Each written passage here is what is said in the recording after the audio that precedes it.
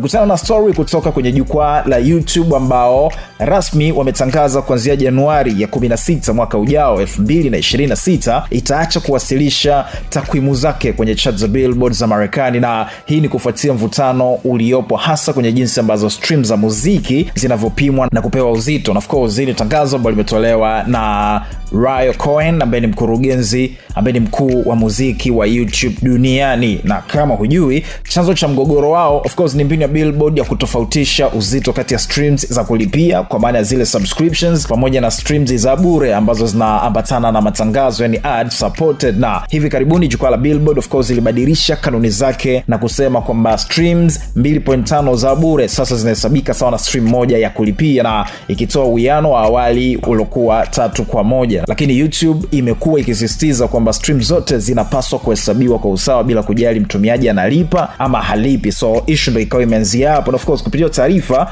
kwenye blog ya YouTube Music, Cohen of course amesema kwamba mfumo wa Billboard ni wa kizamani na hauakisi jinsi mashabiki wanavyosikiliza muziki hii leo, lakini alieleza kwamba streaming inachangia 84% ya mapato yote ya muziki ambao umerekodiwa nchini Marekani. Kwa hivyo kila stream inapaswa kuthaminiwa sawa kwa sababu kila shabiki ni muhimu. Na zaidi pia YouTube ilisema licha ya mazungumzo ya zaidi ya miaka 10 na jukwaa la Billboard, hakuna mabadiliko ya maana ambayo yamefanikiwa, na jambo ambalo lilisababisha uamuzi wa kujiondoa kwenye hizo chart. Na YouTube of course itaendelea kuwasilisha takwimu zake kwa majukwaa mengine kama Luminate ambayo ni kampuni inayokusanya data za muziki ambayo pia inatumiwa na Billboard. Na kwa upande wa pili, Billboard wao walijibu kwa kusema kwamba si aina zote za streams zina uzito sawa hasa katika mfumo wa kimuziki, na zaidi wanasema ni muhimu kuzingatia vipengele kama vile mapato na upatikanaji wa huduma na mwongozo wa sekta. Na zaidi pia Billboard inasema matumaini kwamba YouTube itaifikiria upya uamuzi wake ili kuendelea kufurahia mafanikio ya wasanii kupitia majukwaa yote ya muziki. Na huu uamuzi of course unatarajiwa kuwa na athari kubwa sana kwa chart za Billboard, hasa kutokana na ukubwa na ushawishi wa YouTube katika soko la muziki duniani. Namna ambavyo watu wamekuwa wakitumia sasa wakijiondoa, watu wengi wanaamini kama kuna namna kama Billboard inaweza ikakosa wafuasi wengi na vitu kama hizo. Though bado mazungumzo yanaendelea, lakini kuanzia mwakani